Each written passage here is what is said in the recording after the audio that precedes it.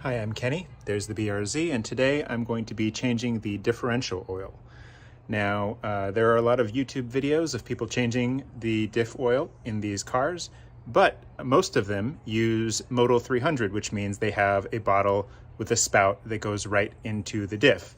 Now that Motul 300 has become unobtainium, there are not too many videos showing how to get any other kind of differential oil in there. So I'm going to try to show you how I do it, assuming I can do it.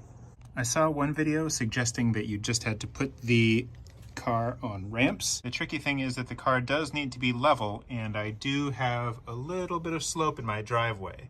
Let's see how this looks. The car is pretty close to level this way, more level than it would be with the jack and jack stands. And the drain pan fits, and maybe I can just barely reach these plugs, so let's try it. So first, we're trying to loosen this fill plug, so nothing should come out when this one pops open. Forgot about this important step.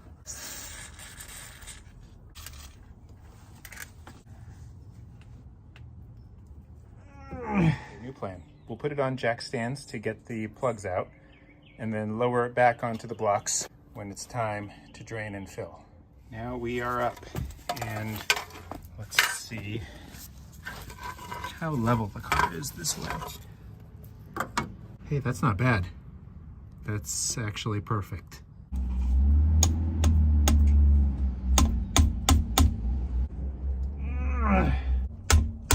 Okay, let's try this.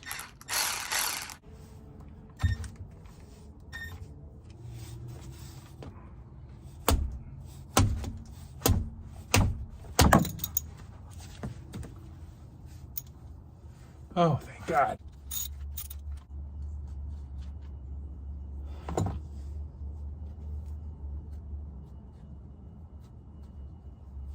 Now, before we go too much farther, I should probably make sure that this fits the fill hole, and also that it fits this bottle, which it probably doesn't, because why would things work that easily? Okay, that shouldn't be a problem. And this, let's see. All right, that gets stopped, but it kind of picks it up. It's not going to get the whole bottle. This could work, as long as this seals tight. Assuming we can get this one open too. Here we go. Nope, no we don't.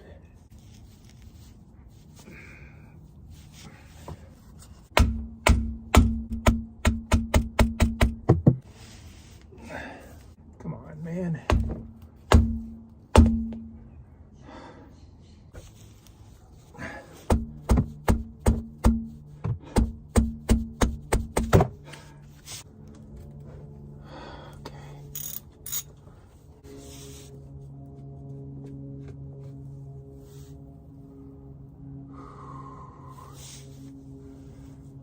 Hanging on with magnet power.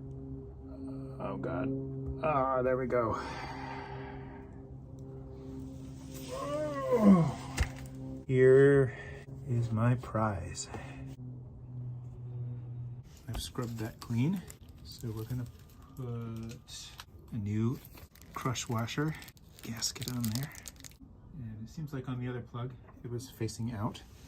And it might have been on this one too. That is the crumpled part facing out and the smooth part on top. Probably doesn't matter too much, but there it is, ready to go back in. It's still dripping, but I'm getting impatient. It's mostly out of there, right? 36, so that should be on there now. Now the fun part. I've got my Redline 75W90NS, recommended by Counterspace Garage. And let's hope that bottom lid stays on when we use this silly thing upside down. It does kind of look like it's coming up at the bottom. That is not good. All right, let's put this lid back on here, and we will turn it over back in here, using this thing the way that it's supposed to be used. The trouble is now I need another container. Okay, I found some self-fusing silicone tape. And I wrapped it real tight around here. And let's see if that will provide any kind of a seal. Because apparently this is the best container I have. I went to AutoZone, I went to O'Reilly's. They didn't have any right side up containers. The best they could do was an upside down container. So that's what we've got. Let's work fast before this bursts open. Please don't spill. Bloop.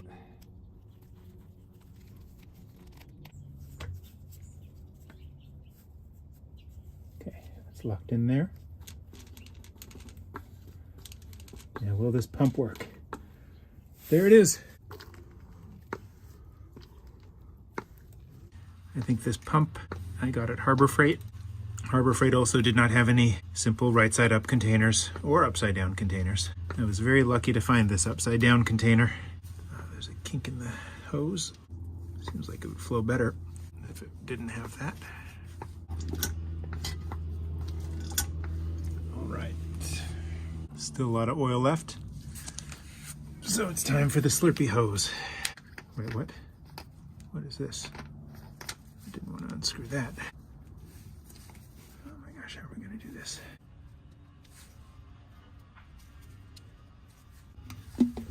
All right, let's slurp it up. What? All right, the Slurpee hose broke off and fell in the oil. Okay, here's the bigger Slurpee hose. Let's see if we can make it not fall off, but also if there's room to even do it. Grabbing hold of all the oil. That's fun. Stay in there, nozzle. Drink it all up. That's a good boy. Okay, there goes the other Slurpee hose. All right, let's get the sippy straw in there. Okay, everything is oily. Everything is oily. And now, let's slurp what's new in the bottle. It's supposed to be 1.2 or 1.3 quarts. Each of these bottles is 1 quart. So I added what felt like a little more than a quarter of the bottle. Oh, is that it? Looks like it's overflowing. Give another pump.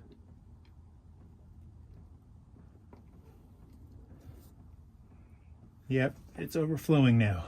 So I think we should be full. Pop that out. And let's see. Some leftovers. So back they go. Come on. Oh, Jesus. You're supposed to get oil just everywhere when you do this, right? That's healthy.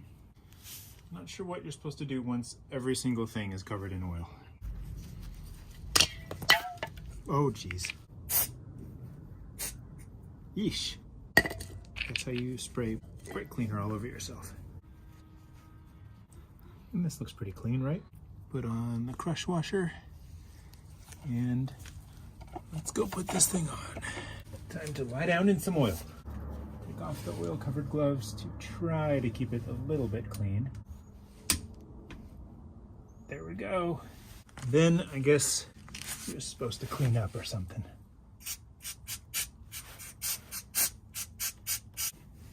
As long as the car is the one thing not covered in oil, I guess it should be good. So what have we learned? If you can't break a bolt or a drain plug loose, just keep spraying it with penetrating lubricant and keep hitting it with a hammer.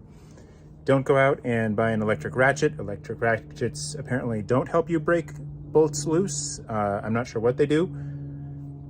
And it's good to wear eye protection because you never know when you'll spray oil or brake cleaner everywhere.